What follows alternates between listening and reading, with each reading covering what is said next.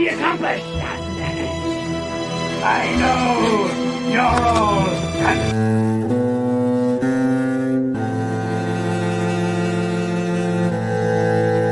As a man, I'm flesh and blood. I can be ignored, I can be destroyed, but as a symbol,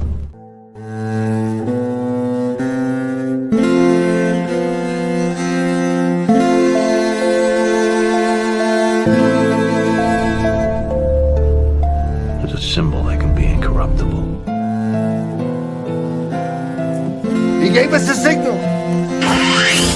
Where are you?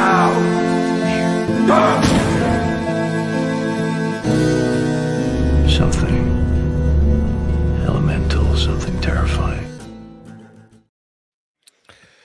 Good morning. We're back with another episode of CAVECAST, episode 36 to be exact. And today we're talking about Victor Zsasz. With me, as always, is my co-host who's on time, Drunken Emerald Arrow. How are you this morning? That's the weirdest dig I've ever heard. my co-host is always on time. Nice. That's kind of a reverse dig. I think that's it's a reverse dig. Reverse dig, or sometimes known as a compliment. Hey, you want to know what? So out of the Batman animated series, watched it a long time ago. So I haven't seen it, and I remember some episodes and stuff like that, but then went and got the full animated on Blu-ray. Yeah, so I'm looking forward to diving right back in and rewatching a few, going, oh yeah, I remember that episode. Oh yeah, I remember all of that. So, yeah, great stuff. I also have that on Blu-ray, and it's just a magnificent cartoon.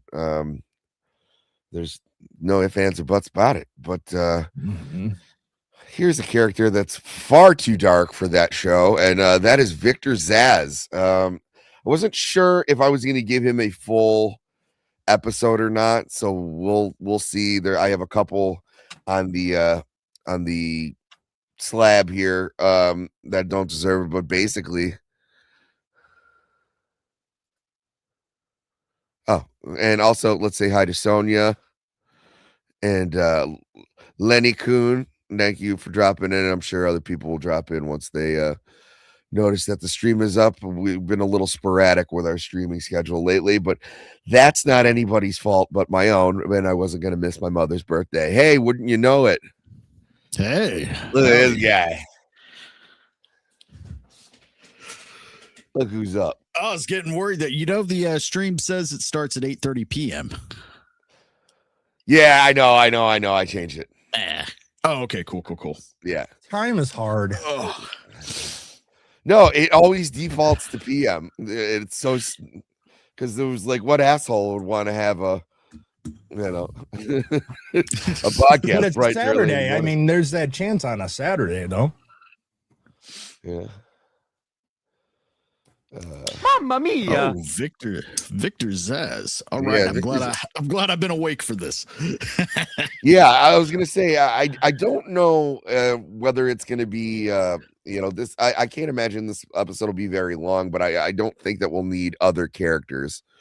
So basically he's usually like a hired hitman or kind of mostly a distraction, but he's also a prolific serial killer who every time he kills someone, he puts a tally mark on his body. And depending on who draws him, he has killed a lot of people.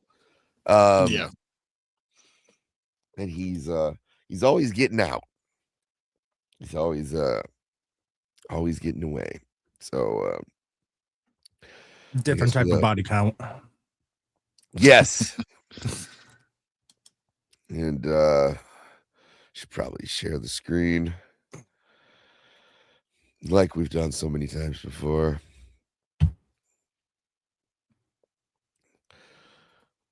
I mean, yeah, even look at this depiction. Like, this is an absurd amount of people.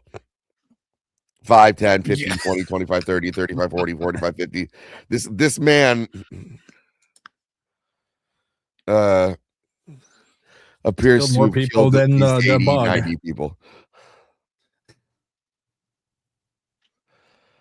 I mean, I guess it's a little bit more believable than like Killmonger and like Black Panther, where he's like every one of these dots.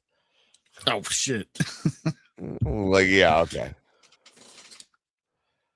So yeah, he's Victor Zsasz, well known as Mr. Zsasz or simply Zsasz, is a supervillain. I don't know if he's a supervillain. I think he's just a villain. Villain. Yeah, that's more of a stretch. I would say he's an elevated goon. Yeah. Yeah, he's street level for sure. Yeah. Mhm. But he's a sadomasochistic, psychopathic serial killer who carves a tally mark onto himself for each of his victims. A reoccurring adversary of the superhero Batman, Zsasz belongs to the collective of enemies that mark up Batman's Rogues Gallery. I don't know if I count him as part of the Rogues Gallery. I just think he's like a street level guy. Yeah, the street level, not so much. It's your upper so Penguin, Yeah. Joker. Now I got to push back a little bit. Okay. If you read that Arkham, God, what was it from? Arkham Knight, the one where he's trapped in there with and Zsasz actually gets the drop on him if it weren't for Nightwing showing up. Oh, I mean, Yeah. I mean that can happen with street level guys. I mean, that's not to say that they're not talented fighters, but he doesn't run a crime organization or Yeah, that's he's fair. doing big things. He just kidnaps women and kills them.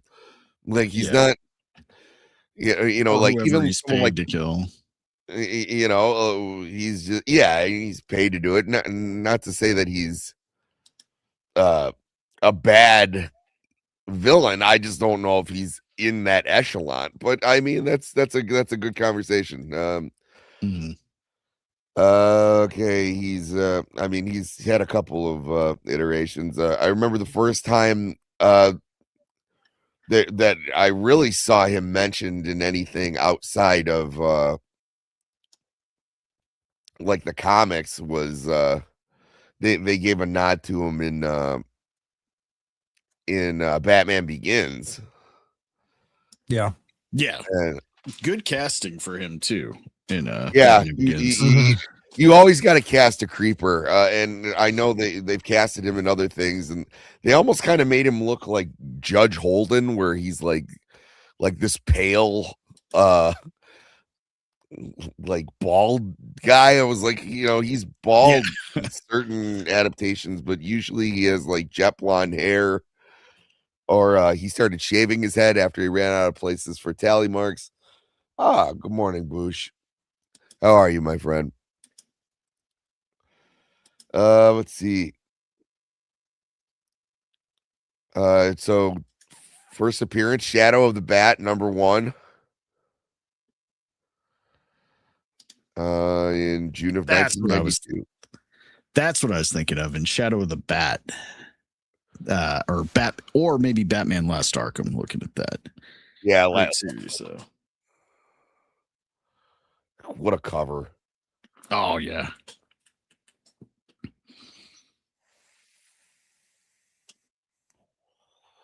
Pause for reverence. I still got mine. Man, all of those Shadow of the Bat, all those had some amazing covers. I still got mine kicking around here somewhere. Shadow of the Bat had some of the best covers for sure.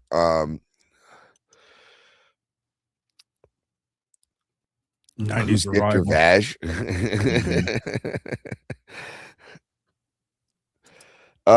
So the first cut of the deepest, the origin stories of Mr. Zsasz. Oh, yeah, and that's another thing. He was Mr. Zsasz, not. I mean, it's just like his. You know, No, how he he's was first known. Killer, proper respect. It's Mister. Mm-hmm. Yeah, you know. So it was part of the Batman Chronicles, 1995 to 2001. Which lasted 23 quarterly issues. All right. The origin story was told by Zsasz himself. It was learned that Zsasz was the head of his own international company that had amassed a large personal fortune in addition to his family's wealth. At the age of 25, his parents died in a boating accident, sending him into a deep depression. He turned to gambling, losing his money in competitions around the world. One night, he ended up in Gotham City Casino, known as the Iceberg Lounge, where he gambled everything he owned and ended up losing it all to the Penguin. Afterwards, he saw that his life was empty and driven by desire. There was no point to his existence while Zsasz was attempting to commit suicide by jumping from a Gotham bridge. A homeless man tried to assault him with a knife. After Zsasz refused to give him money, instinctively, he grabbed the knife. Zsasz saw the man's eyes. He saw in the man's eyes that all life was meaningless and nothing and no one matters. He then proceeded to stab the man to death as a gift for saving his life. From then on, he decided to dedicated himself to liberating others from their pointless existence. So, Zsasz refers to but his- if you noticed this seems to be a very, very through line point. Your parents die, you're either going one or two way. Yeah. You're going mass killer or you're going to be a hero. There's no like gray area here. Yeah, you don't just start up like a like a nonprofit. You're just it's just one or the other. Yeah, one or the other. Yeah, let's try to make boats safer so this never happens to me. Nope, gotta become a killer. Yep. Oh, and Victor, Selena, thank you for dropping in. Ryu, good to see you. And yeah, so Zsasz refers to his victims as zombies. He usually preys on young women, but has no qualms over who he murders. He slits his victims' throats and leaves them in a lifelike pose, adding a tally mark to himself each time. He has been declared insane and is regularly incarcerated at Arkham Asylum, courtesy of Batman, breaking out on occasion to carry on his killing. So, fun guy. I just expect a lot of party fouls from him, though. Yes. You're like, okay, who killed the pizza guy? Vic? Damn it. Who, me? Yeah. Well, I noticed He a was new asking for tally it. mark. He was asking for a tip. I gave him one. You're like, okay.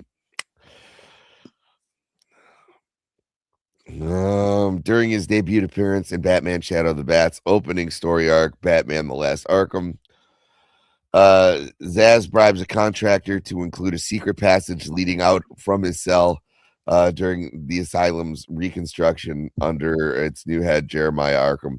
I mean, okay, that's some supervillain shit. If I had to say, you often wonder, these people just kind of like come and go out of Arkham, but this guy was like, nah, I'll come back. I just need to kill a couple, I have foresight. that I know bad. exactly Yeah, which just cell for a I'm going to meal. be placed in. So make sure that the escape route is through this cell because I Yeah. already know this is the one I'm going to be in. Yep. That Yep. gives him a good alibi too. If Yeah, he it gives doesn't him a care good- about his freedom, then Yeah, he's like 3 square meals, and when I get the hankering, I can just Pop out for slip on out for a pop little off. me time. go out for a little pokey slash. You know what I'm saying? You all get it. Okay, Jeremiah Arkham, who inherited the asylum from his uncle Amadeus Arkham. Although Zsasz is restrained during the daytime when he's being treated personally by Jeremiah Arkham, he's brought back to his cell at night where he would leave the asylum through the secret passage, unbeknownst to the night guards after murders fitting his modus operandi or MO. He began surfacing Batman and Commissioner Gordon fake Batman's insanity to get him inside the asylum and investigate Zsasz. Jeremiah Arkham is exceptionally brutal towards Batman, who had supposedly murdered a police officer over the course of treatment. Zsasz had warped Jeremiah's mind and turned him into a mere henchman. So yeah, Jeremiah Arkham's had a rough go from his inception. Same as Amadeus Arkham, both very sad stories. I don't know if we'll ever get to them on here. They're not huge characters. Just need to know that, you know, they're the namesake of the asylum proper. So yeah, I mean, it doesn't lead to many career option changes. yeah, you know, once your Insurance family, insurance salesman. yep. Get Arkham Insurance. Nah, it doesn't work. Insane asylum, perfect. Let's do it. Arkham Healthcare. That might work. Because the healthcare system's just about as fucked up as Arkham Asylum. Let's see. Due to the continuous conversations with Jeremiah Arkham, Zsasz realized that Batman is a plant and subsequently murders both the contractor and another inmate at Arkham who knows about Zaz's ploy. Both Nightwing and Batman catch up to Zsasz when he tries to escape for the final time and put him back in Arkham. In all fairness, that contractor should have known better. I mean, really? You knew you were going to die. I mean, you're a loose end. You know the secrets. You're going to die. Why would you take on that? No. He's like, wait. Must have been good. I outsourced it. You're going to want to kill this guy. I honestly don't know where it's located. Uh-huh.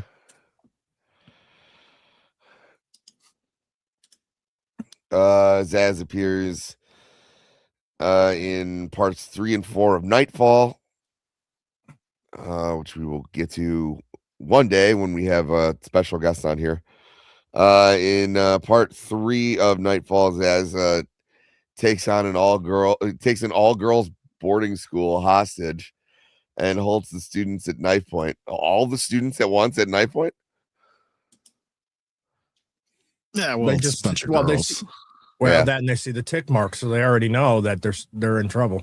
Yeah. But I'm gonna say, like, a whole school? You're gonna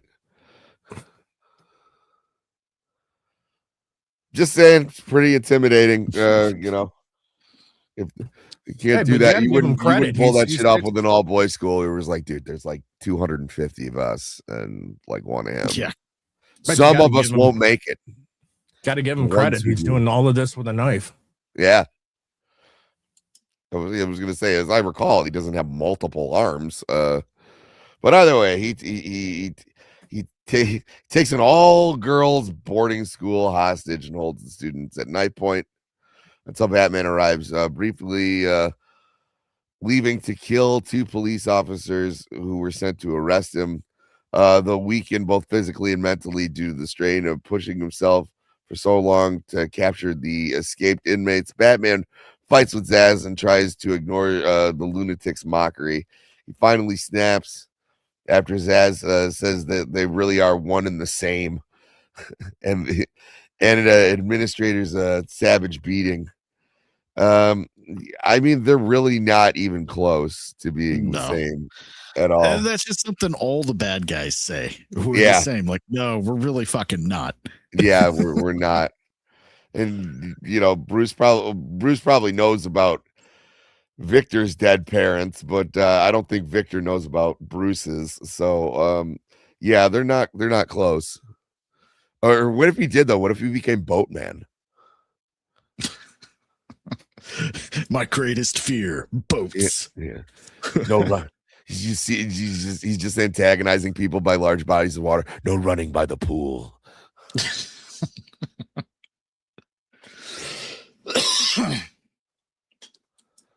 You're sailing with improper footwear. In part 4, Zsasz's appearance is a mere cameo depicting him as being led out of the boarding school by police and Harvey Bullock personally threatening him. And yeah, Harvey Bullock. Badass. Great look. character. I prefer him a little heavier. But great character, especially when he's utilized correctly. He's just one of the regular detectives at Gotham PD. He usually kind of butts heads with Jim Gordon, but he's he's very loyal to him. And he's not a fan of Batman, but he understands every now and then that Batman has become a necessity to the city. And he's just kind of like this foul-mouthed asshole. Yeah, kind of like a stereotype cop, but I like especially the I like animated him quite a series bit. interaction. They did a good job with him and good casting on Gotham. One of the few things they did in that show right. Yeah, I didn't hate that. And then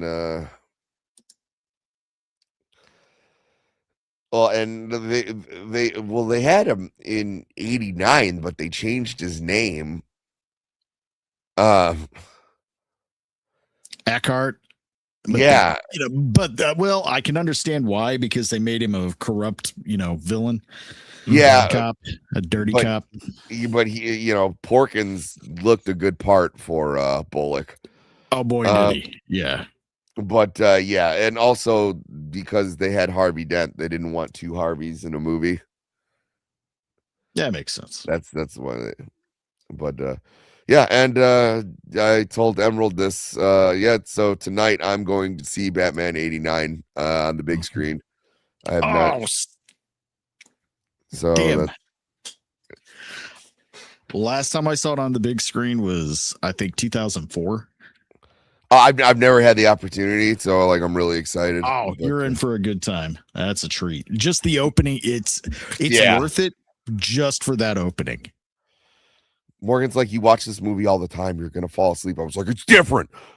It's very different. Okay? It's just like, okay, I watch The Shining all the time. It was like when I went to go see it on the movie theaters.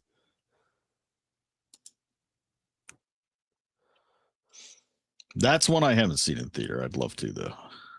It really depends on. I mean, it really depends on the movie. That's to go back and watch it in the theater.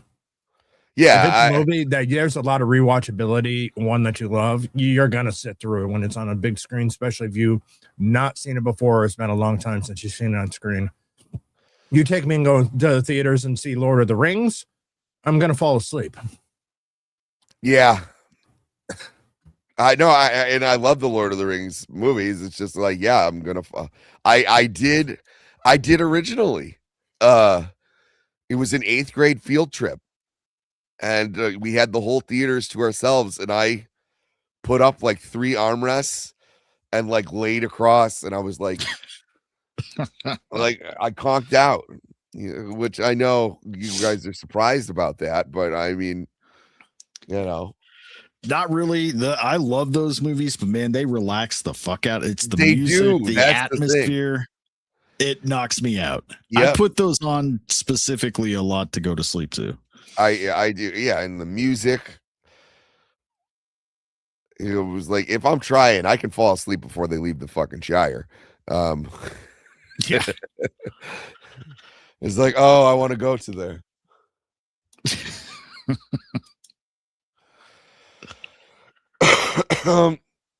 Yeah, so you got Harvey Bullock. So yeah, that's what I'm doing with Mrs. Three-Peat.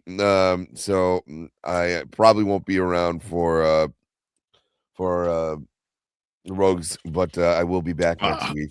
That's okay. I got too much stuff to do today. So All right. I've actually canceled. Even better. Now I don't have to feel like an asshole. I'm just gonna go and There you enjoy go. myself. Darn it! I was looking forward today. I got the lineup this weekend. I did the bar room over on Society's channel. Then I did the pub.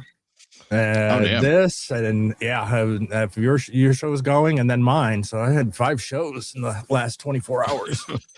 Well, Yeah, enjoy but a yeah, little, Bush, I'm couple-hour not break. gonna make it. I'm not gonna make that. Karaoke? Oh, I know. Well, I'm going on your show later. yes, true. Okay. The new person joining us for the first time tonight as well. I'm excited about that. Oh, who you got?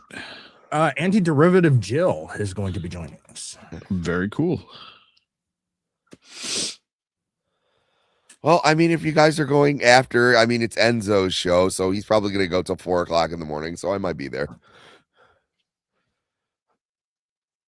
But, you know. All right, back to Victor Zsasz.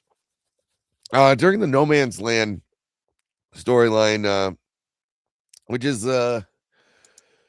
he's kind of a character that, because, like, I don't necessarily prefer the No Man's Land storyline, but, this is a character that, like, thrives in that type of atmosphere. Where he not necessarily is like a crime boss or anything, but you know, like he's just comfortable in this atmosphere. In case you guys forgot, No Man's Land is there was a storyline just before that called Cataclysm. Cataclysm was basically there was a huge earthquake that hit Gotham City, and eventually the devastation and the destruction was so bad that the U.S. government basically like blew up every bridge to Gotham and said, like, you're on your own. Yeah. And it was fucking crazy. And Batman disappears for like, I think like 6 months, maybe a year. Like he's out of commission because he's coming up with like a contingency plan. And all of these all of these factions have formed, and each like of Batman's rogues gallery has kind of formed like their own neighborhood, and it's become like this weird gangs of New York thing. And then kind of Batman comes in, and I guess he saves the day, but it's also an incredibly long storyline. Let's see how many issues it runs for. I mean, look at the volumes. I mean, it's a 5-volume. Let's see. Definitely not my favorite. No. I actually I have a novelized version of that, and it's a much easier, more compacted read. Like I mean, yeah. So the issues. Look at all this. All that. Yeesh. Is there even a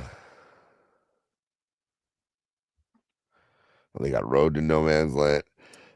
They probably couldn't. Oh, they do have omnibus editions. How many pages is that bad boy? Oh, even still, yeah. So even the omnibus, it's just a volume. They're volumes. I mean, 2 volumes, but you have to understand. I was like, some of my bigger omnibuses, they're over 1,600 pages. So I'd be willing to bet that this is probably about the same. Either way, very long storyline. But Zsasz is a patient of Leslie Tompkins. I believe we've spoken about her before, but Leslie Tompkins is Batman's doctor, pretty much, so to speak. He's like one of the only people that Bruce is gonna like go to if he's hurt.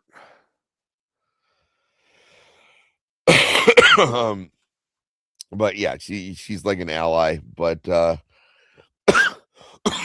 excuse me.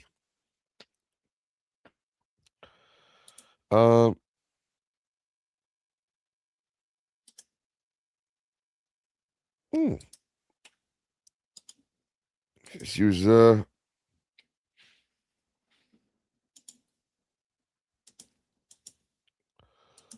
portrayed by Miss Hotness from Deadpool. Oh yeah. Another thing they got right in Gotham. Uh-huh. All right. A little young for the character, but all right, I'm into it. Let's see. Yeah, it's just basically she's depicted as comforting young Bruce Wayne on the night his parents were murdered. She's a talented doctor, but like she dedicates her life to helping slum kids avoid a life of crime. Every year on the anniversary of his parents, Batman visits Leslie in Park Row, which is now referred to as Crime Alley. However, Leslie has no idea he is the boy she helped decades before. So, she's a colleague of Thomas Wayne, and she runs a clinic for criminals and drug addicts. Let's Of see, course, during the Zaz No is Man's there. what? And said, of course, Zaz is there. Yes, Fury's Dan. Good to see you. Good to see you, my friend. I'm interested to see who he gives the fist of justice today. But ow. Who's Wraith? Oh yeah, okay, I remember. Just another like Batman clone.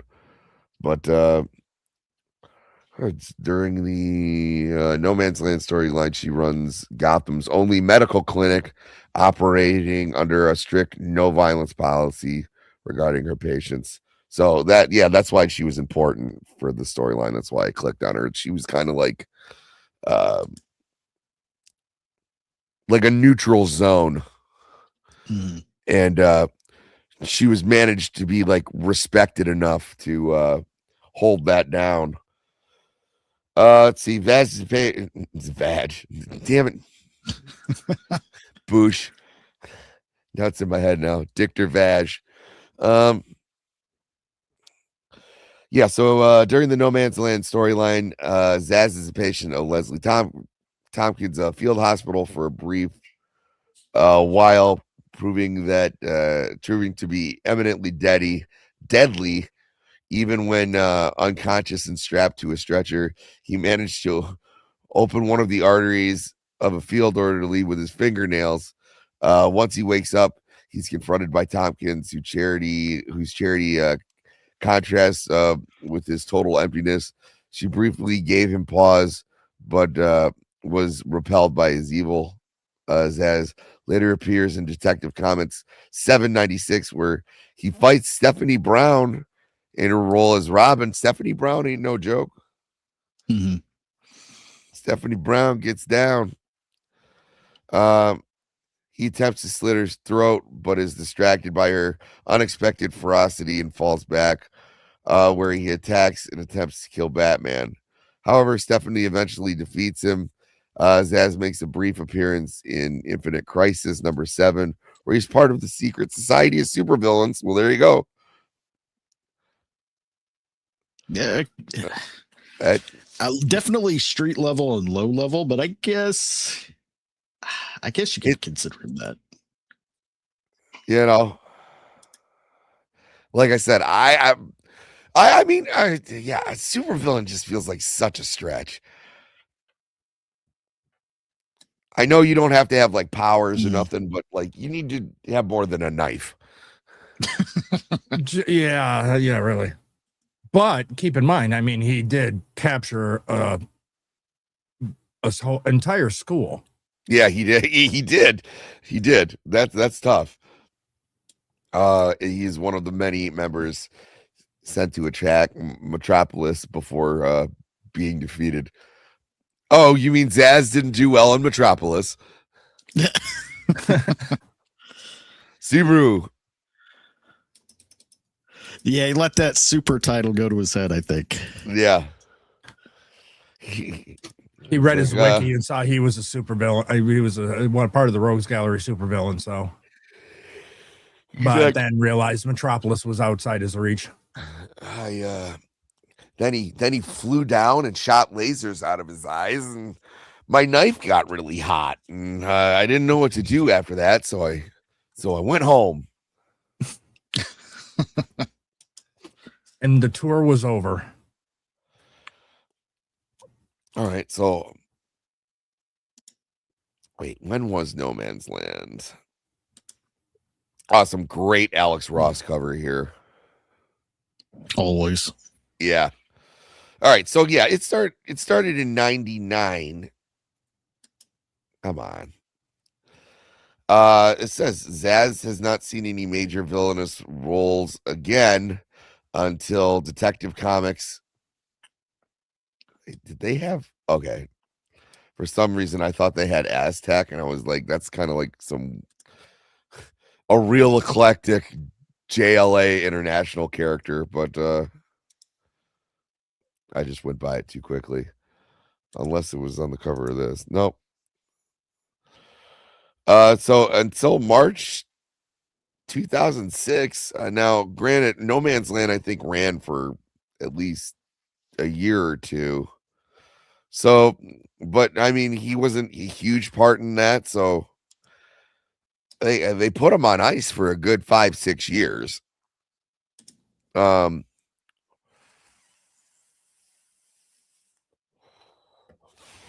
Which isn't a bad thing to do, and something that comics should do more often. Is like, just characters have been around forever. Let them breathe a little bit. You know, Yeah. like after they get defeated, they don't need to come right back. That's how you end up getting like Killer Croc syndrome. Or you're looking for dumb shit for them to do when all you had to do is just like, hey, you know, he cried vengeance and went back into the sewer. You know, wait, let his fucking arms heal. Zsasz has not seen it. Okay, before a quarterly psychiatric review shortly after Infinite Crisis, Zsasz kills his guards with metal poles attached to his neck brackets and escapes to kill again. Batman hunts for Zsasz, which proves unsuccessful until Zsasz gains access to a charity event attended by Bruce Wayne and stabs Wayne's beloved butler, Alfred Pennyworth, in the stomach. Dick move. Ooh, son of a bitch. There's certain things you don't do. You don't harass the help. I mean, no, well, no. And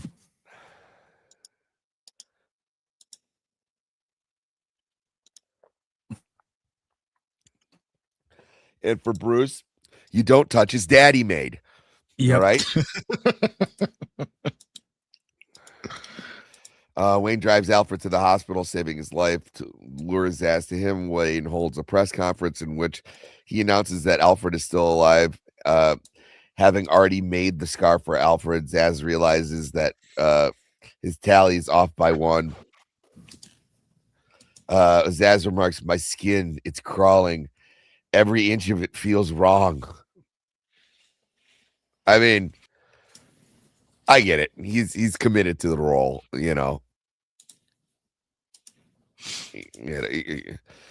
Once you start a serious hobby like that, if someone goes and fucks it up for you by like living, that's gonna be it's gonna be rough. During the second part of Victims, Detective Comics number 816, after a fight with Batman, Zsasz proceeds to the hospital to finish off Alfred. Batman catches him off guard and knocks him unconscious, thus saving Alfred's life and sending Zsasz back to Arkham, where there may or may not still be a fucking tunnel in his room. I assume they boarded it up. You know, they probably didn't fill it in, but you know, they boarded it up. They put a couple 2x4s over it. Or that'd be great. They send him back to Arkham, and he's just like, I'm just gonna go back to my room with the tunnel, and like the Joker's in it. And he was like,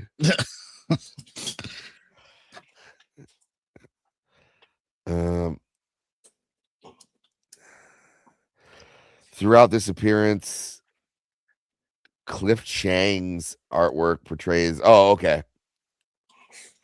Comic book kind of looks like my buddy Ramel. Shout out to Ramel, friend of the channel. Ramel, it's been a little. Oh, and guys, friend of the channel t-shirts are coming. I will. I've been working on them for quite some time. I will have links to that eventually, but I'm also working on that. A couple other three-peat centric things that you could buy and wear it around. Everybody loves the trident. It just looks good on you. But I will definitely have more information on that. Let's see. He portrays as with visual elements associated with skinhead subculture, including boots resembling Doc Martens, tight jeans, a white tank top, suspenders or braces, and a close cropped hairstyle. I mean, whatever. Ooh, you made the bad guy a Nazi. Cool. How brave. How original. Although I guess it kind of works. Why do they have two dames? That's an interesting picture. For those look like people who would call you a Nazi right now. Yeah, I was gonna say, are they the ones who changed his Oh, I thought they actually worked for DC. They look like modern day comic book writers. So look how they're standing. You can smell that picture. God. Yeah.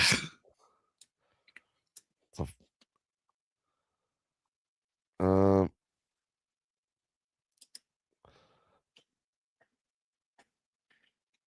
right. I didn't know that it came out in London in the 60s. Honestly, I thought skinheads, I guess, are different than neo-Nazis. Okay. Yeah, before it got taken over by there's like crossover. Yeah, it was just a subculture. Yeah. The style was originally more just had to do with the blue collar aspect in the UK and punk. And it got hijacked by the Nazis, and that was pretty much it. But the jeans, the work boots, and the shaved head was all synonymous with factory workers. Look at the influences, primarily mod and rude boy subculture, punk subculture, influenced the second wave. Oh, rude boy. Found among Jamaican immigrant youth. Yeah. Yeah, it's a shame because it's not a terrible look. I don't like those that two? though. Yeah. No.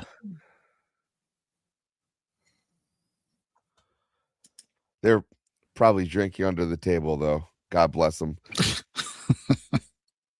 Oh, wait, hold on. Skinhead woman straight cut fringes in Portugal in 2008. I thought this was like a vintage picture. Yeah.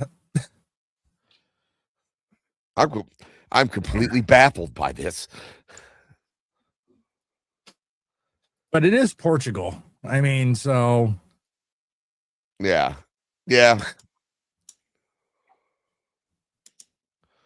I just like to think that, like, two punks from London were like, oh, we're in Portugal now. We're going to smoke cigarettes here. Which didn't they ban cigarettes in the UK now? Like if you're a certain age now, you cannot buy them. Like you have to be over a certain age. That sounds like something they would do. Yeah. So, well, you have to pass a background check to get a butter knife. So, I mean, it makes sense. Yeah, they're actually considering making like all steak knives like not pointy, like curved in the front, so you can only. And it was like, okay, so stabbings are gonna go down, but you know what's gonna go up? Slashing. Yeah. Like, well, that's not how you stop violence. People will always be able to make sharp things. Well, they prefer you to have a wood handle knife because that's a hunting knife. If it's plastic in any kind of way or black, then that's clearly an assault knife. That's definitely banned in the UK. Yeah. Yes, and heaven forbid, you get like an electric curvy turkey carver because that's an automatic knife. And yep. Mm-hmm. No one needs an electric knife. No one needs to go full auto with their knife. Right. That'd be so fun. It was like I'm gonna put a scope on my knife and be like, "What? What's the deal?"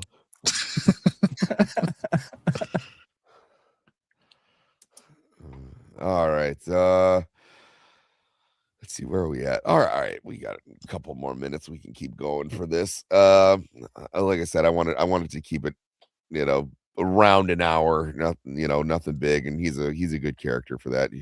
So apparently, yeah, this brave young minority was like, we'll make the bad guy a Nazi because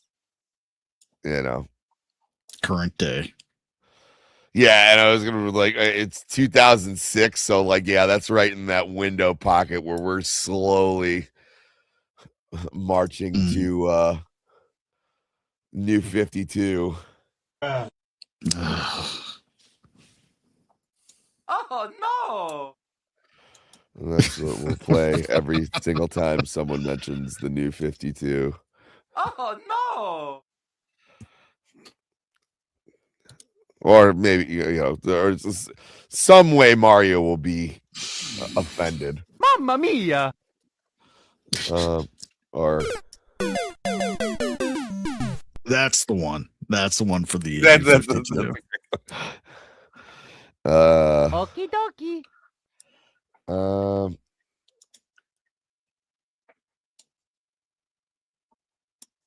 Let's see. The wiry physique created by the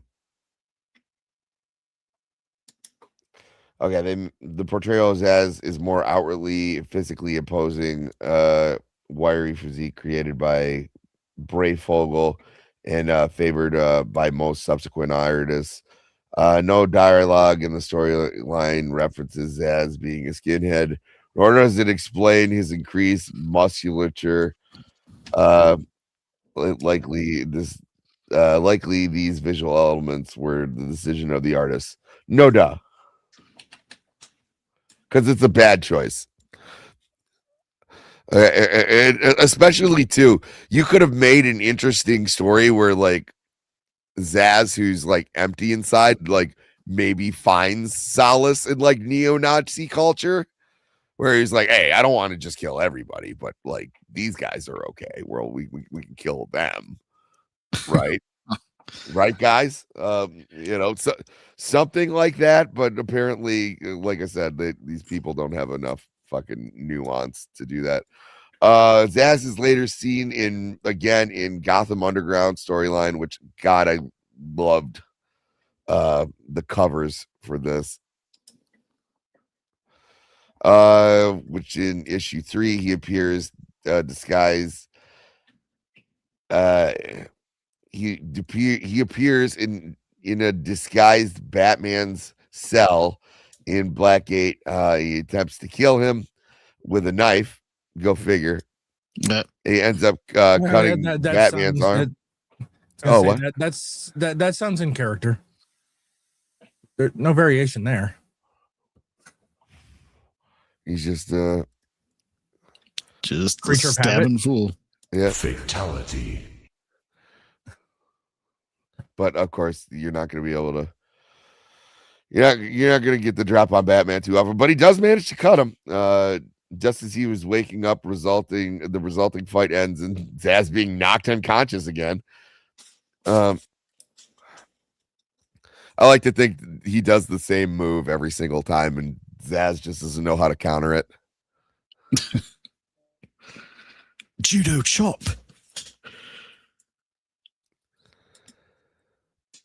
What are we talking about? Let's see. So Victor seems like a villain, but how does Batman fit in with this character? Yeah, he's just a Batman. He's just a Batman villain. We were discussing whether he's a super villain or not. Like, does he move to the echelon of like street level killer to super villain? And the jury's still out because he's at the end of the day, he's just a crazy guy with a knife. I mean, you could say that about the Joker, but the Joker's like so much more, right? Oh, But fuck. you know, Yeah. the Joker prefers a knife. You know, he likes it because it's more intimate, but like he'll gladly shoot you too. Blow you up, poison. Yeah. Yeah. That's there you go. He isn't super. He isn't even good. He's just a loony with a knife. I mean, he's somewhat prolific with it. I mean, he's filled. If depending on who's drawing him, if you look at the scars, he's filled like an entire graveyard. He'd be one of the most prolific serial killers of all time.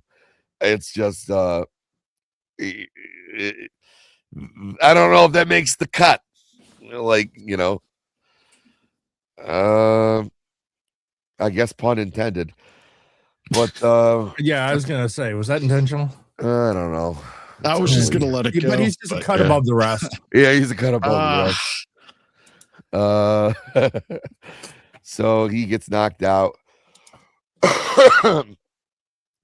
A naked, desperate, and totally deranged Zsasz appeared in the first issue Batman Cacophony, written by Kevin Smith.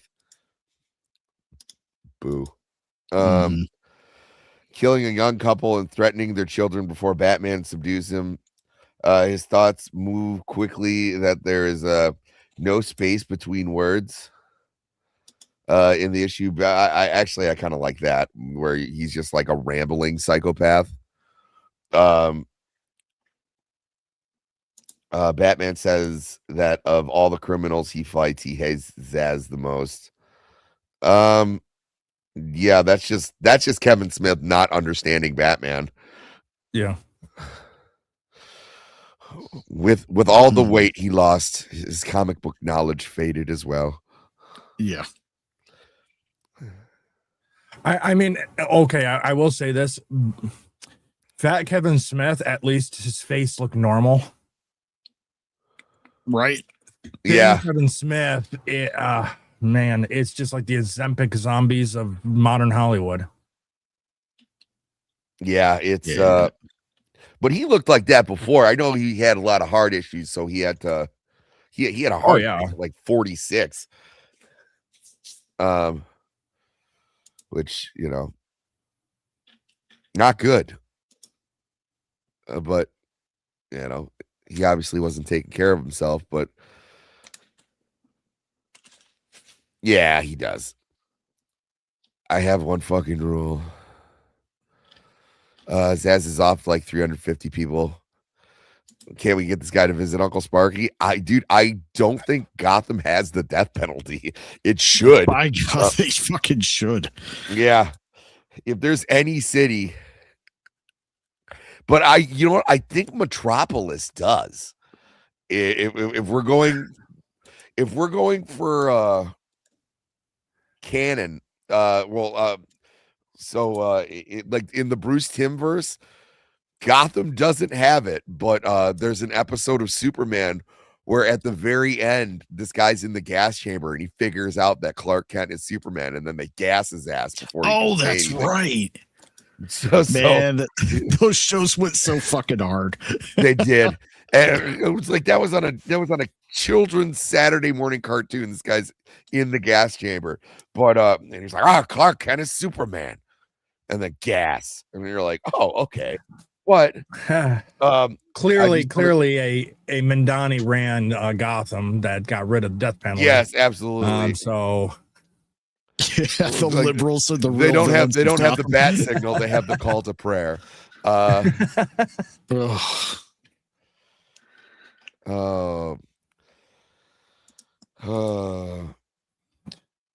did I say last night? It had everybody cracking up. Oh, it was like, why do all Somalis look like Megamind? That's funny because it's true. Yeah, it is. They got the big foreheads. It's such a low IQ. I just don't get it. Let's see. For the Battle of the Cowl, which is a great storyline. Bitchin' cover too. Yeah, that's a good hair length for Dick Grayson. Because I never liked the ponytail. Felt like a little much. Felt like it was gonna get caught in things, and he's very, acrobatic. I was like, dude, you're not like pumping handstands when you got a ponytail all the way down to your ass. You're gonna step on it. No, I think they should just stop with the mullet. Yeah, no, I'm saying no, Bring but it I back. like the, it's just it looks like he doesn't give a shit. It's a good length. He's like, I'm not worried about my hair. I like it.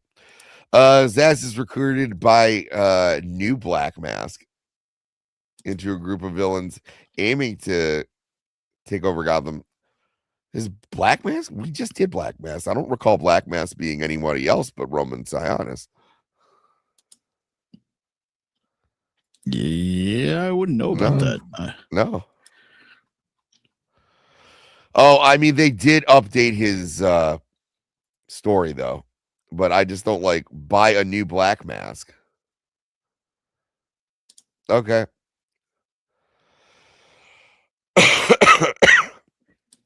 Continues the story arc on the Streets of Gotham series.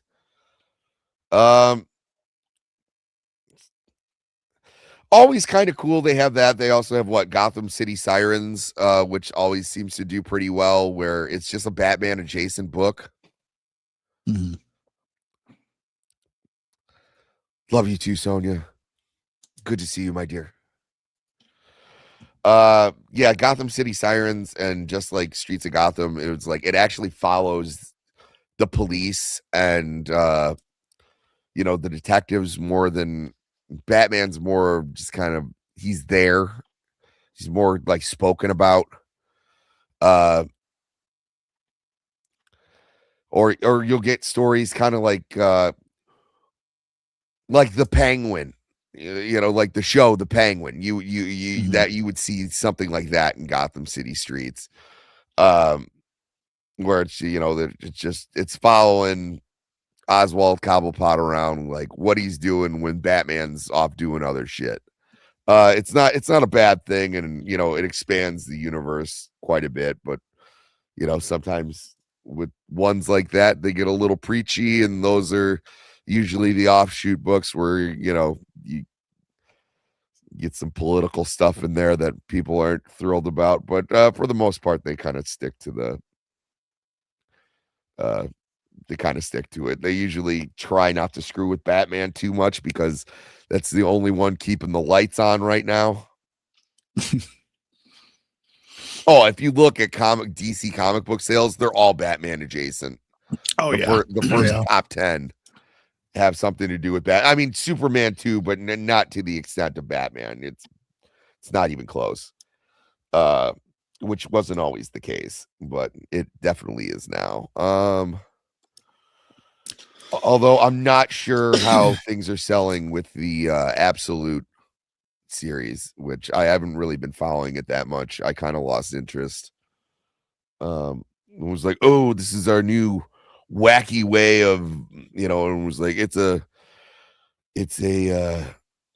universe created by Darkseid. And it was like, okay, so it's gonna be all evil and bad. And then when I saw that they made the Joker look like Violator from Spawn, I was like, I'm out.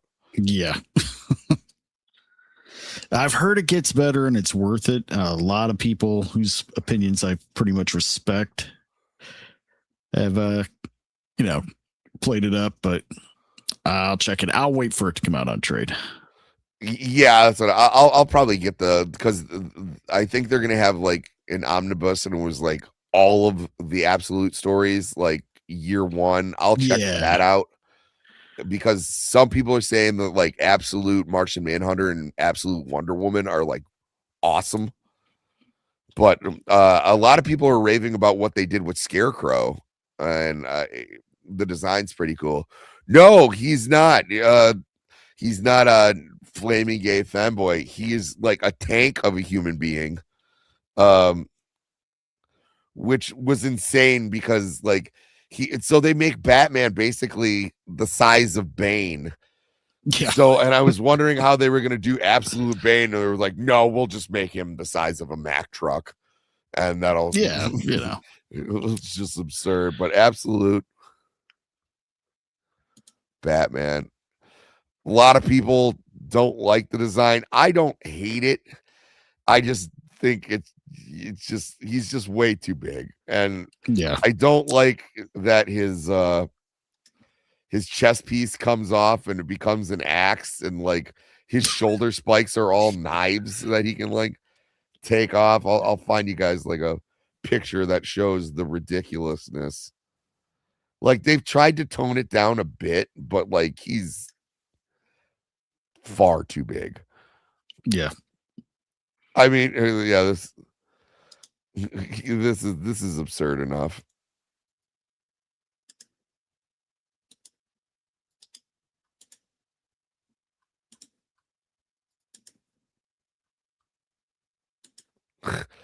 Here we go. Jesus Christ. And how can you that doesn't even look like a bat on his chest. Yeah, It's just how are you? Yeah, it looks like the bat symbol eats its feelings. What are we doing? Is that an LCD screen? Yeah. Well, and then that's the thing is like he pulls it off and it becomes an axe. And I mean, look at the Japanese t-shirt that's a cool shirt. Yeah, I get it. But the Joker, what have we done? And even there, they have him like that's better. That's I mean, that's Violator. That's just what it is. But I'm saying at least Batman looks like normal size here. That's because the Joker is like 20 feet tall. So I was gonna say it looks a little more normal. They calm down with the shoulder spikes. This is a better adaptation of what they're going for, but yeah, it's not great. This is like some edgelord bullshit. Yeah, absolute poison ivy I know is weird.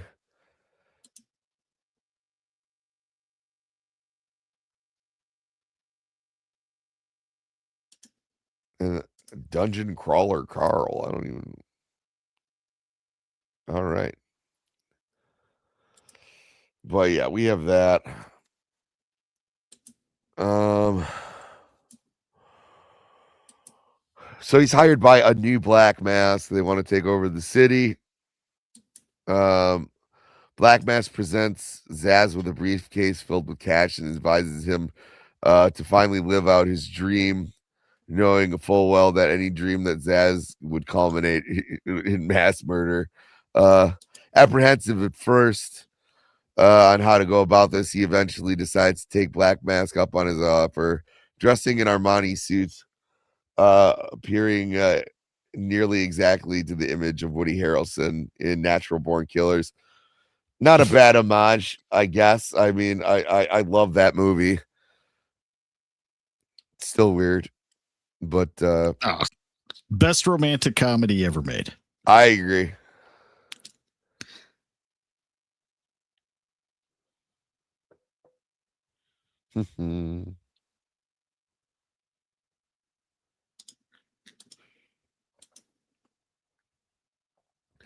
See if that works. All right.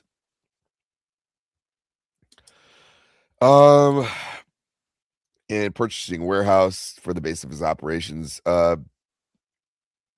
during an investigation into several children murdered by Zsasz and their bodies discovered by Humpty Dumpty,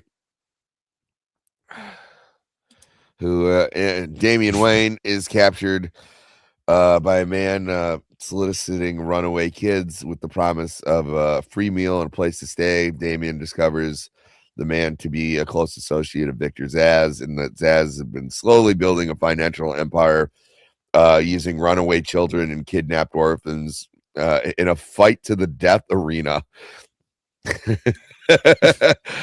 He's running orphan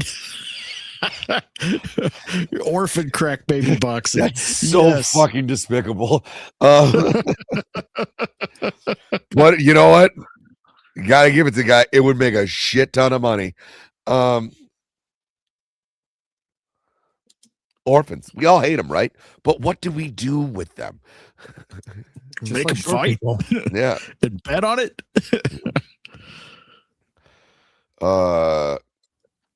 Let's see. A fight to the and I also just love it. A fight to the death arena. Where people bet on the winners. The winning child faces a new contestant and so on until the last child fights Zsasz 1-on-1. Oh, fuck. Jesus Christ, I didn't know it could get worse. But it does.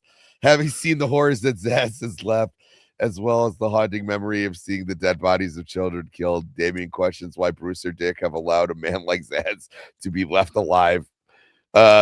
Despite the moral code against murder, Damien manages to subdue Victor and attack him viciously with the sword. After which he falls into Gotham Harbor, not wanting to defy his mentor and late father's beliefs.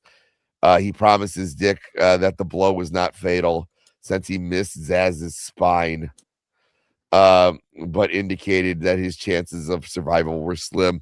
Yeah, I like the idea of Damien going up against Zsasz because Yeah.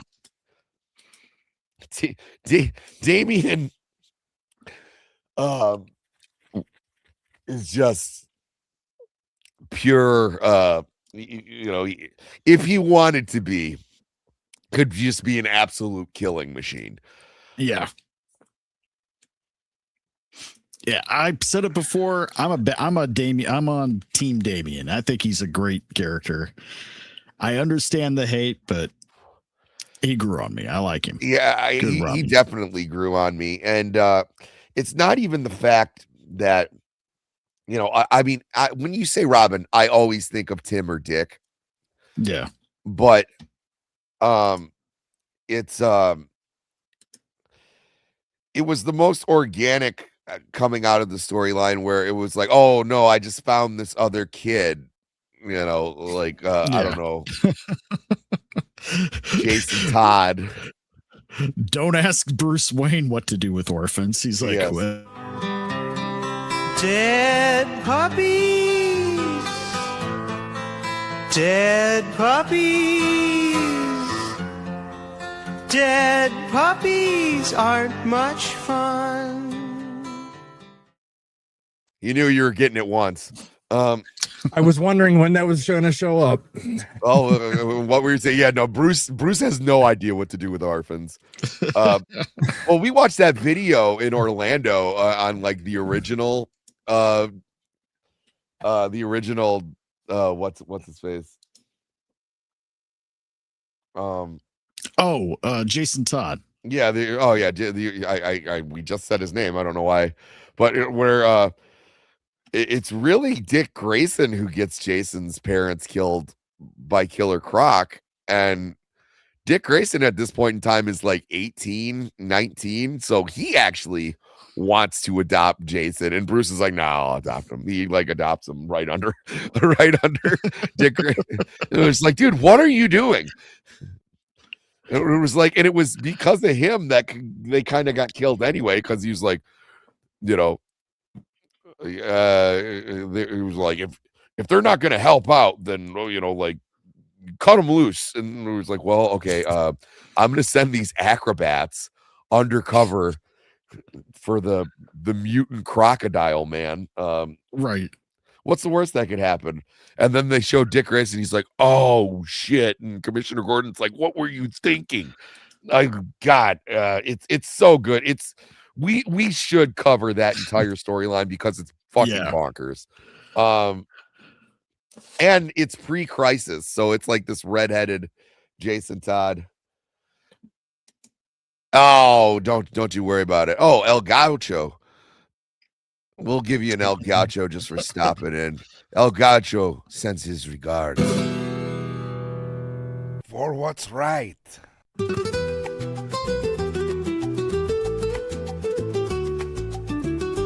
For love.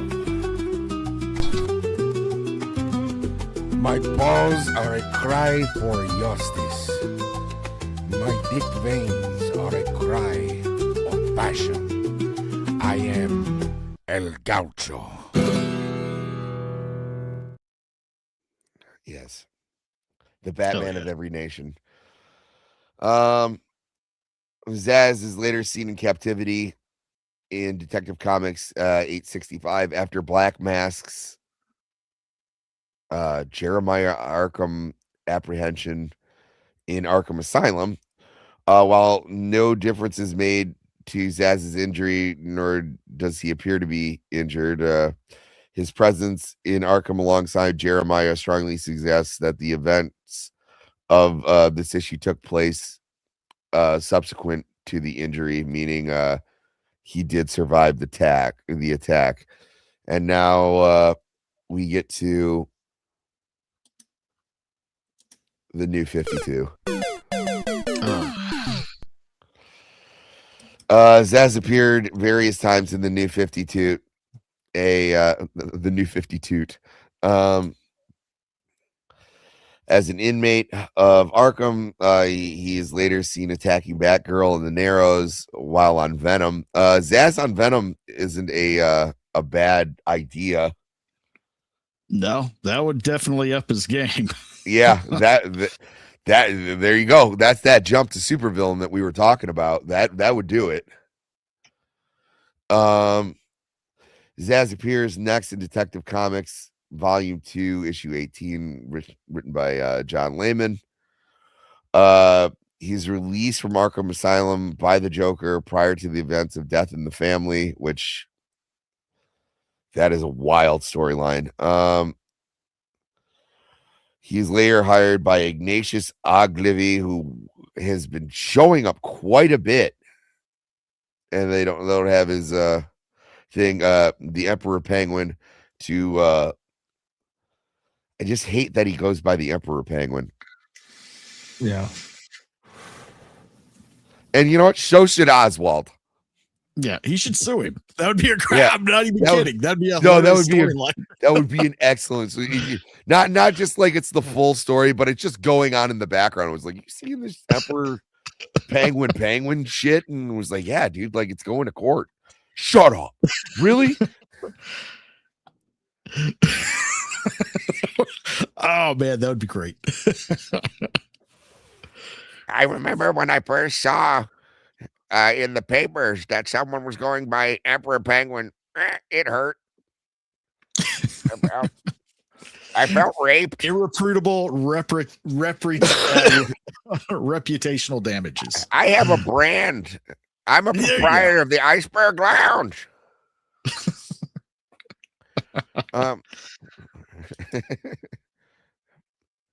Let's see. Zaz, okay.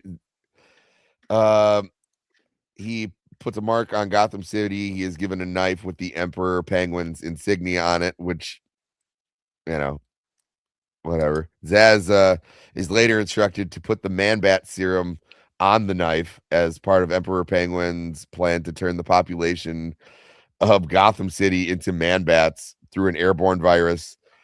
We have talked about this. I have a huge problem with that being airborne. The science just doesn't work. Zaz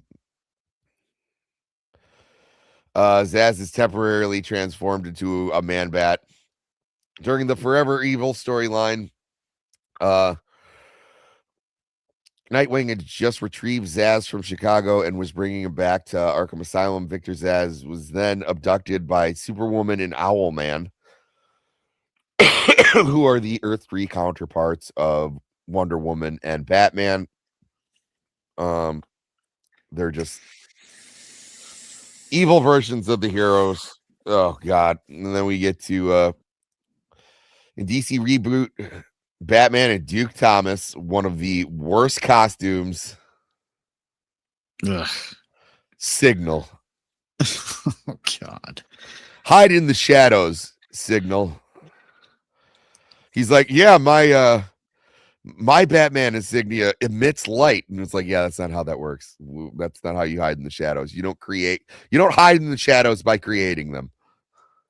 But I'm yellow. Yeah, but I'm yellow. I want everyone to see me. You got Robin in bright red. Not anymore. Now that it's my kid, I got him in dark colors.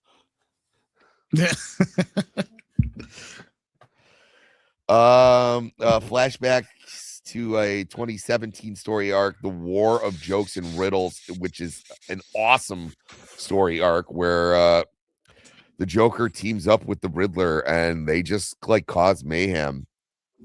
And then eventually the Riddler goes to war against the Joker, and the Riddler has definitely gotten a glow up in the last couple of years where he's more of like an information broker, but like yeah, no, he's really good in this. But yeah, it's a great storyline and everyone should read it. He briefly joined, or so he sides with the Riddler in a war against the Joker, which, like I said, it is just banoonies. He briefly joins a gang of villains assembled by Killer Moth. Well, and if we have covered Killer Moth, if you know anything about Killer Moth, if Killer Moth wants to recruit you, that means you're not doing good on your own. That means you're not cutting the mustard, because he is a failed supervillain, and he's a bit of a laughing stock in the villain community. But even then, I would regard Killer Moth as more of a supervillain than Victor Zsasz. In Doomsday Clock, which is a very stupid and convoluted storyline, where they tried to add the Watchmen into the DC universe proper, and Dr. Manhattan was behind everything, and it doesn't really make sense. No.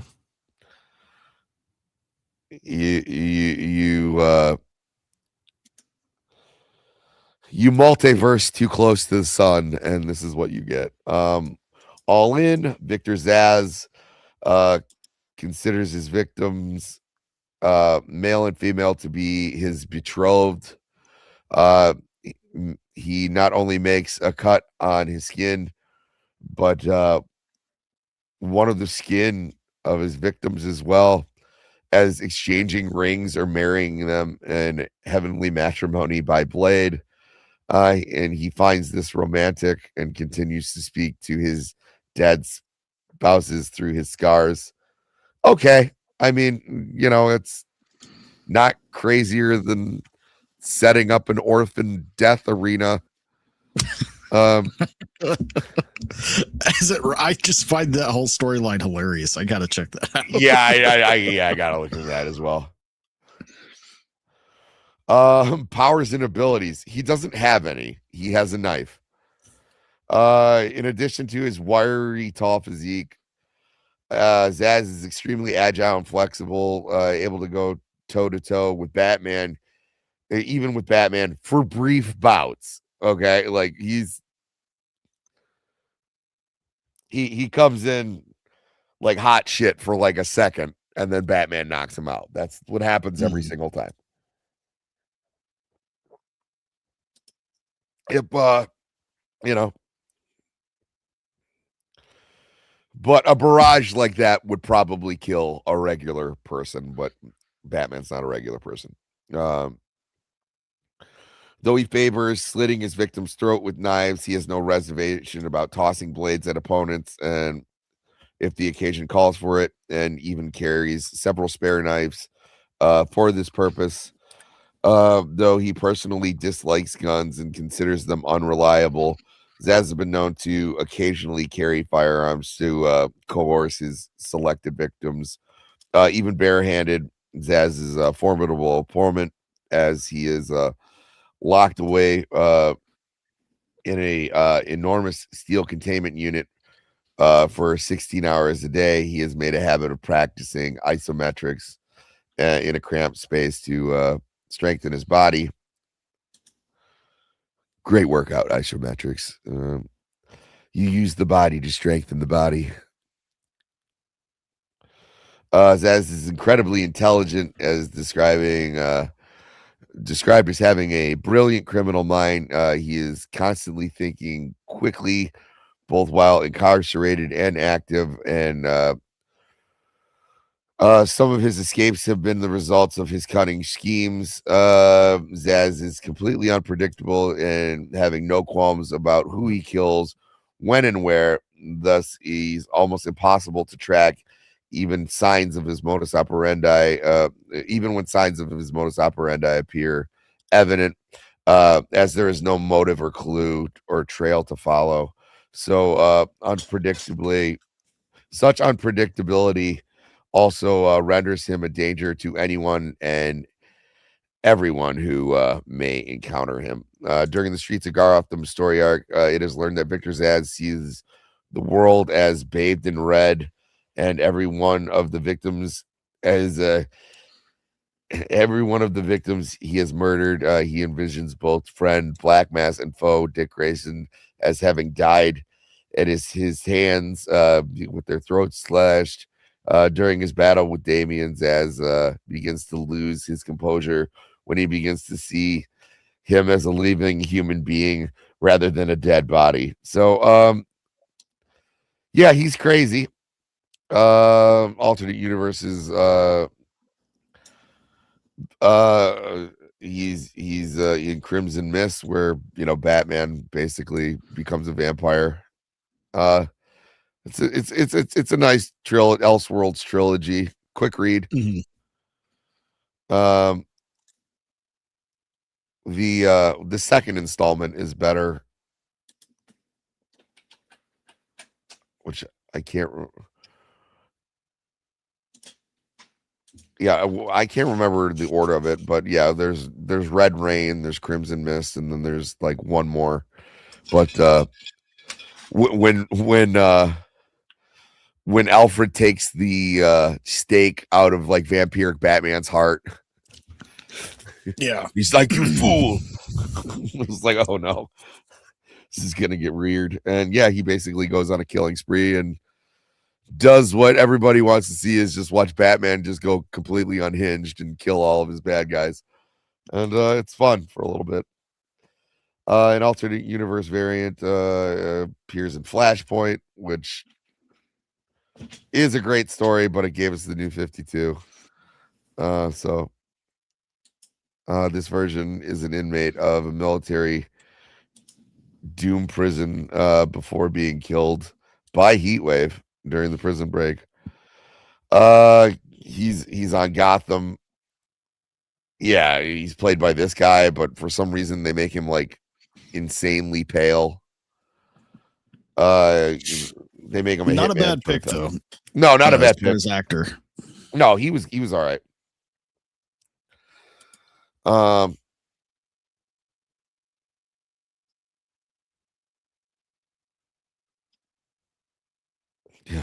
Pinkett Smith. Why is she wearing that? Ugh. Why was that character even now? Does Fish Mooney go to Atlantis? What's going on here? Looks like it. That's a character I don't even know. Recognize, was she invented for the show? She had to have been, because I've never heard of the character. Created by producer, screenwriter Bruno Heller. There we go. Yep. Why is this the picture of Fish Mooney though? Like, she's just like a crime boss. Well, she's queen, just like they were Kangs. Yeah, but I'm saying, like, when you see her in the original show, she's just kind of like dressed up like a 20s gangster. And then now she's fucking I don't even know what you call this. What is this, like Farscape or yeah, definitely looks like Atlantean. I don't remember them introducing any Aquaman. Yeah, I was gonna say the show, but it was like, this is very Atlantean. Pickett Smith drew inspiration from various different individuals taking on the role, including fictional character Norma Desmond in the 1950 film Sunset Boulevard. Oh, God. So it's like, yeah, like Batman. Sunset Boulevard. A true Hollywood story. It's actually a pretty good movie, but it has nothing to do with Batman, nor should it be Farscape.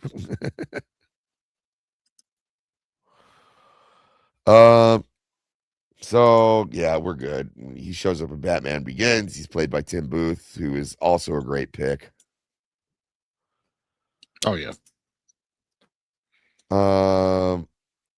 Salt on Arkham, great movie. He's played by this dude, and they dye his hair all right, and they have him working with Black Mask, but yeah, he this whole movie missed the mark.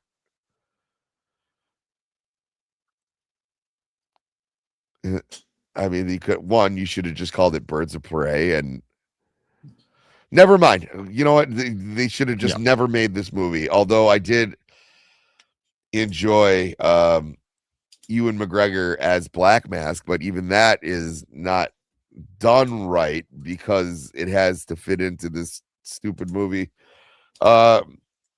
He is in Dark Tomorrow, which is one of the worst video games ever made.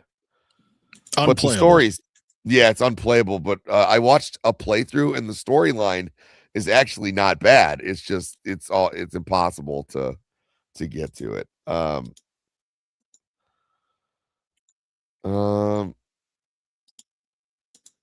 don't remember him showing up in Apocalypse War, but probably just like briefly, like a one-liner. Yeah. But either way, I think we got it. We're about an hour and a half in, and I didn't want to run too late on this one today. But yeah, he's a decent, street level character. He's best utilized when there's a bigger villain doing his thing, and they either hire him to get in Batman's way, or he's just kind of out and about doing his thing. So it's like, oh shit, like, the Penguin's doing this, but like Victor Zsasz is also out and around just like randomly killing people. So we got to round him up. He's fine. I mean, the Batman universe is definitely better for having him, but like I said, they don't all need to be supervillains. I personally do not regard him as a supervillain. Like I said, I don't really even know if I count him as the Rogues Gallery. Yeah. But I mean, he's definitely part of the Batman mythos and an important part for sure. Yeah, I think he would have been better utilized if they kind of moved him into more of a Nightwing centered villain. Yeah, that would work, or even just a Robin centered villain. Yeah. Yeah, not as a Batman. Yeah, because Batman usually like takes him out immediately. Like he might get like cut but like I mean, every one of these confrontations besides the one with Damian Wayne results in Batman just knocking him out. So I need an easy win every so often. Yeah, maybe that's why. Victor, he's a layup. Yeah. But yeah, I don't know. What do you guys got going on for the rest of the day here, gents? No, you can go ahead, Emerald. What was the question? What do you got going on? I'm still so tired from last night. I don't blame you. Oh, I'm inconsolable when I go on the pub the next day. I have to sleep. I know. Until like 1 o'clock in the afternoon. And then it'd be right up. Coming up. That's all we're talking about. Close out. We have Central Logs podcast tonight at 7 p.m. PST. Jill, anti-derivative Jill will be joining us for the first time. We'll be watching Shore Leave and Galileo 7. Then on Tuesday at 6 p.m. PST on my channel is What the Frack with Emerald and Tiny. And we're up to episode 4 of the remake of Battlestar Galactica. Nice. Awesome. No Rogues Gallery this weekend. I've got some personal stuff to take care of. We have a sick dog at home, so that took up most of the week, but going to try to get back to everything next week. Still booking guests, so if anybody wants to be on the show, just DM me. And if I don't respond immediately, DM my wife. She's better at it. So that's Scream Queen Selena. Sounds good. All right. And as for myself, no news tomorrow, which means I'll more than likely be on someone else's show. More than likely, I swear it's not hentai with Vagabond. And yeah, that's about it. Yeah, I'll be on Emeralds later today, and then probably after that, Circle of Jerks on Zach's channel. And if he goes super late, I might hop on Enzo's, but he wants to do karaoke. But in case you guys couldn't tell, I have a bit of a chest cold, so I am not really in a singing mood. But you guys have a good evening. Thanks for everyone who stopped in. If you could hit the like button, subscribe,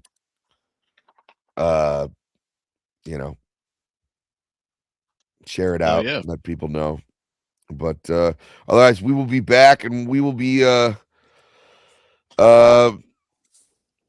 don't know, we might spice things up. Like I said, I'm going to see Batman 89 in theaters today. I'm very excited about it. We might actually just talk about that movie next week. I know I was talking to Marvin.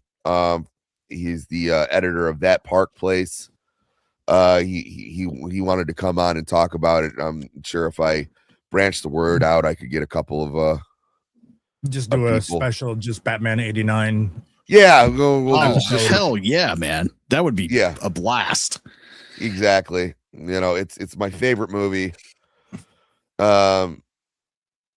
most days, but I'll just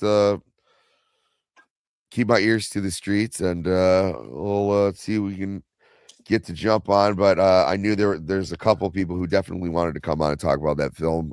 So we will see you all next week. Same bat time, same bat channel. Oh, Selena, you can it's just the theater by me is just showing it, and I've never seen it in theaters before. So I dropped everything, and it was they do the, they might do it out by you, like they have like they're called, like cinema flashbacks. I'd look it up. Oh yeah, we get those every now and then. They actually did the whole they did the Nolan verse not that long ago. Yep. Last one they did was Batman Returns, but I'm waiting on 89. Yeah, well, I mean, it'll definitely within the next couple of years, because of it'll be like the 40th anniversary, which is fucking insane to think about. But and also, like, I know aren't this summer aren't like the unedited or the specialized Star Wars movies coming back into theaters? Oh, that's the first time hearing of it. I've seen some talk about it. I think it's going to be in very limited areas, but they are putting the original prints back out without any of the alterations. Yeah, from the special editions. So it'll be the original theatrical releases. Yes. Yeah, not even the original cuts, the original theatrical releases, which and they started screwing with those movies by the first like releases. They had already started to edit like the whole Han and Greedo shit, and or Greedo or whatever the hell his name is, the green guy who dies. Greedo. Yeah, it wasn't Gerudo Baby Yoda. Grogu. I don't know anymore. Either way, that's the end of the show. We'll end on Baby Yoda. Bye. Come on. Yes, Batman, clad in the somber costume which has struck terror to the heart of many a swaggering denizen of the underworld. Bob? Gun.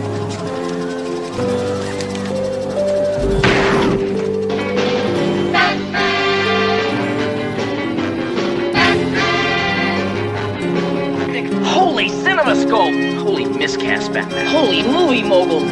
Holy cliffhangers Batman. Holy suborbit Batman. It's raining down there. Big history. Holy catastrophes Batman. Holy bullseye Batman. Holy stereo. Listen to this. Holy armadillos. Holy Krypton. Holy trampoline. Holy fork in the road. Holy Titanic Batman. Holy Houdini. Holy funny bone the Joker. Holy chutzpah. Holy precision. Come on, boys. Tomorrow, same that time, same that channel.